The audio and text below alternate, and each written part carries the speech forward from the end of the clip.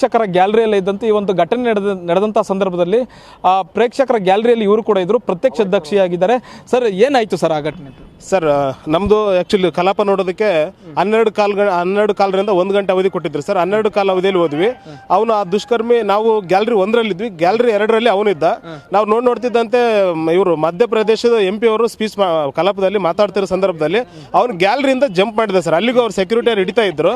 ಅವ್ನು ಜಂಪ್ ಮಾಡಿ ಕೆಳಗಡೆ MP ಕೂಡ ಸ್ಥಾನದಲ್ಲಿ ಬಿದ್ದ ನಂತರ ಒಂದು ಟೇಬಲಿಂದ ಇನ್ನೊಂದು ಟೇಬಲ್ಗೆ ಜಂಪ್ ಮಾಡ್ಕೊಂಡು ಹೋದ. ಅವನು ಆ್ಯಕ್ಚುಲಿ ಅದೇನೋ ಸ್ಪ್ರೇ ತೊಗೊಂಬಂದಿದ್ದ. ಆ ಸ್ಪ್ರೇನ ಭದ್ರತೆಯಲ್ಲಿ ಕಂಡು ಬರುತ್ತನ್ನೋ ದೃಷ್ಟಿಯಿಂದ ಅವನೇನು ಮಾಡಿದ, ಶೂ ಅಲ್ಲಿ ಇಟ್ಕೊಂಡ್ ಬಂದಿದ್ದ.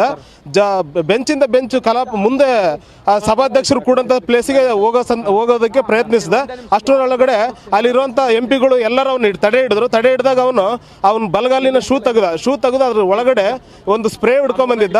ಅದನ್ನ ಅಲ್ಲಿ ಸ್ಪ್ರೆಡ್ ಮಾಡಿದೆ ಸರ್. ಆ ಸ್ಪ್ರೆಡ್ ಮಾಡಿದಲ್ಲಿ ವಾತಾವರಣ ತುಂಬಾ ಗೊಂದಲ ಆಯಿತು. ಆಗ ಅಲ್ಲೇ ಇದ್ದಂಥ ರಾಹುಲ್ ಗಾಂಧಿ ಅವರು, ಮತ್ತೆ ನಮ್ಮ ಕೋಲಾರ MP ನಾರಾಯಣಸ್ವಾಮಿ ಅವರು, ಆಮೇಲೆ ಸಂಗಣ್ಣ ಕರಡಿ ಅವರು ಮತ್ತು ಉಳಿದಂಥ ಬೇರೆ ಬೇರೆ ರಾಜ್ಯದ MP ಗಳು ತಕ್ಷಣವೇ ಅಲ್ಲೇ ಹಿಡ್ಕೊಂಡು ಸರಿಯಾಗಿ ಜಜ್ಜಿದ್ರು.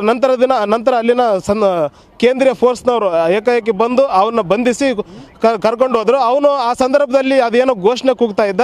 ತಕ್ಷಣವೇ ಅವನನ್ನ ಬಂಧಿಸಿ ಕೇಂದ್ರದವರು ಹೊರಗಡೆ ಕರ್ಕೊಂಡ್ ಬಂದ್ರು ಸರ್. ಸಂಸದರು ಹೆಂಗೆ ಏನ್ ಮಾಡಿದ್ರಿ ಸರ್? ಆತಂಕದಲ್ಲಿದ್ರೆ ಹೆಂಗೆ ಸರ್? ಖಂಡಿತವಾಗಿ ಅವರು ಮೇಲಿಂದ ಕೆಳಗಡೆ ಎಗರುವಂತ ಸಂದರ್ಭನ ಅಲ್ಲಿದ್ದಂತ ಮಹಿಳಾ MP ಗಳು ನೋಡಿ ಅಲ್ಲಿಂದ ಗಾಬರಿಯಾಗಿ ಕೂಗಾಡಿದ್ರು ಸರ್.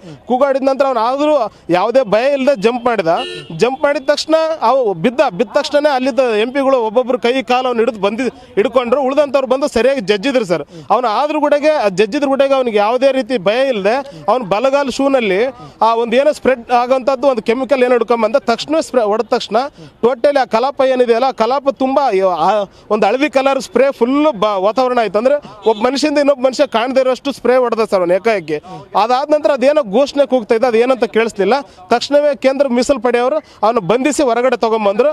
ಅಲ್ಲಿದ್ದ ಸಭಾಧ್ಯಕ್ಷರು ಕಲಾಪನ ಅಡ್ಜರ್ನ್ ಮಾಡಿ ಹೊರ ನಡೆದ್ರು ಸರ್. ಆ ಸಂದರ್ಭದಲ್ಲಿ ರಾಜನಾಥ್ ಸಿಂಗ್ ಅವರಿದ್ರು, ಪ್ರಹ್ಲಾದ್ ಜೋಶಿ ಅವರಿದ್ರು, ಉಳಿದಂತೆ ನಮ್ಮ ಕರ್ನಾಟಕದ ಸಂಗಣ್ಣ ಕರಡಿ ಅವರಿದ್ರು, ನಾರಾಯಣಸ್ವಾಮಿ ಅವರಿದ್ರು ಸರ್. ಹಾಂ ಸರ್. ಇದು ಮೋಹನ್ ದಾನಪ್ಪ ಅವರು ಹೇಳ್ತಿರ್ತಕ್ಕಂಥದ್ದು. ಅಲ್ಲಿ ಏನು ನಡೀತು ಅನ್ನುವಂಥ ಘಟನೆನ ವಿವರಿಸಿದ್ದಾರೆ. ಕ್ಯಾಮ್ರಾ ಪರ್ಸನ್ ಅಜಯ್ ಜೊತೆಗೆ ಹರೀಶ್, TV9 ನವದೆಹಲಿ.